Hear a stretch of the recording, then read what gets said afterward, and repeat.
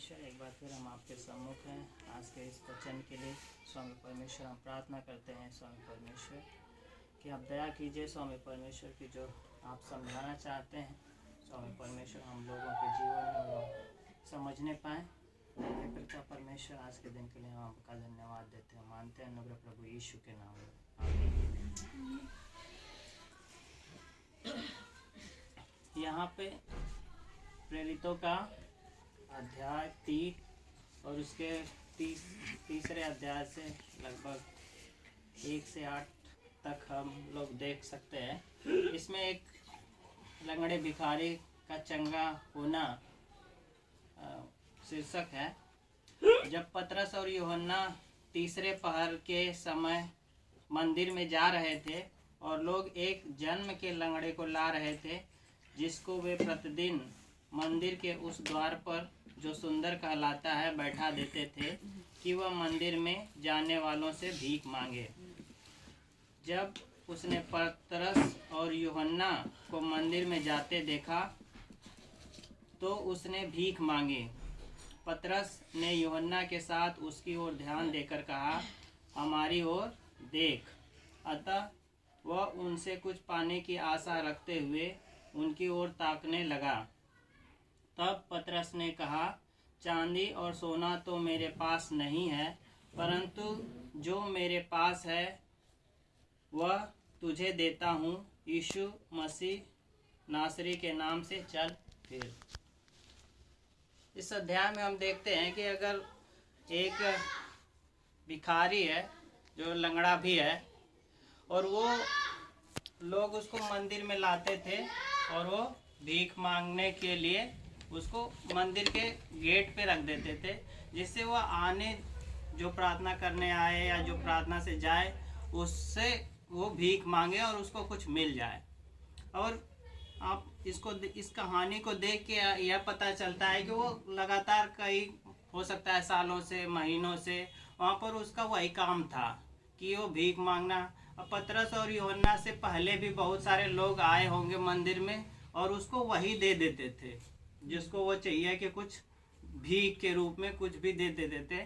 लेकिन जब पतरस और यूहन्ना उस मंदिर में जाते हैं, जब उसकी ओर वो मांगता है कि हाथ बढ़ाता है और बोलता है, देखता है कि कुछ मांगने कुछ चाहने की आशा में उनकी ओर गुहार लगाता है, तो पतरस कहता है कि सोना और चांदी तो हमारे पास नहीं है, जो मेरे पास है या जो हम लोगों के पास है हम वो तुमको देते हैं।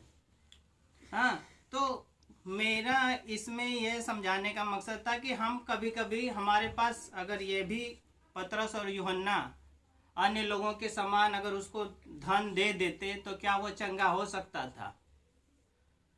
तो यहाँ पे बात आती है कि प्रभु ने हमें कुछ दिया है, जो हमारे पास पैसे भी हो सकते हैं, लेकिन हम प्रभु के नाम में क्या करते हैं, हम लोगों से प्रभु हमें क्या अपेक्षा करता है कि हमें लोगों को क्या देना चाहिए, क्या पैसे देने चाहिए, या लोगों से जब हम मिलते हैं तो जो हमारे अंदर जो प्रभु चाहता है कि इस संसार की चीज़ों से प्रेम ना रखें, संसार की वस्तुओं या सोना चांदी ना देकर हम किसी का कल्याण ना करें। हमें जो परमेश्वर ने दिया है, जैसे कि कहता है कि तुम इस जगत की ज्योति हो, तो हमें प्रकाश देना जरूरी है।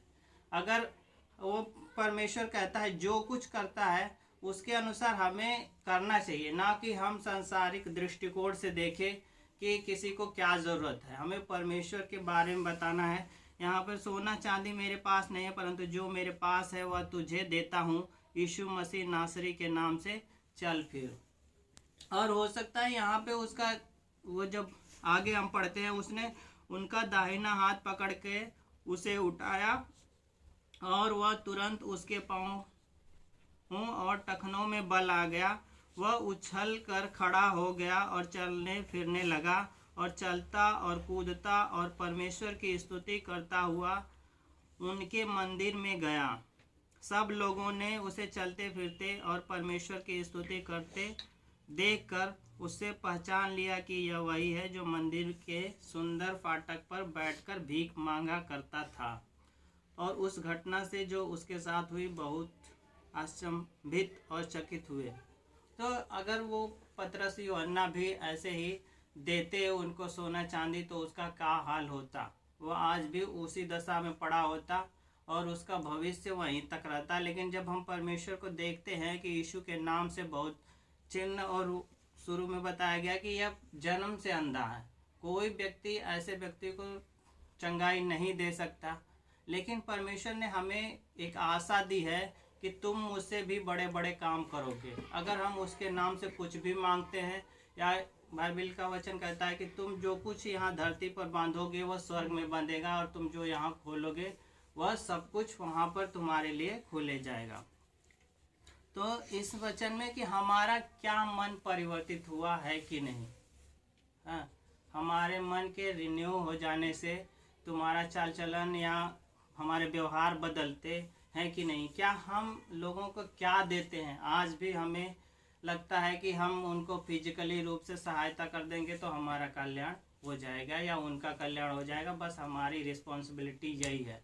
लेकिन क्या पतरस और यूहन्ना के पास पैसे नहीं होंगे। इतने भी पैसे नहीं होंगे कि जो उनको एक भीख मांगने वाले को 2 4 10 रुपये दे सके। उनके पास होगा, लेकिन वो क्या देते हैं।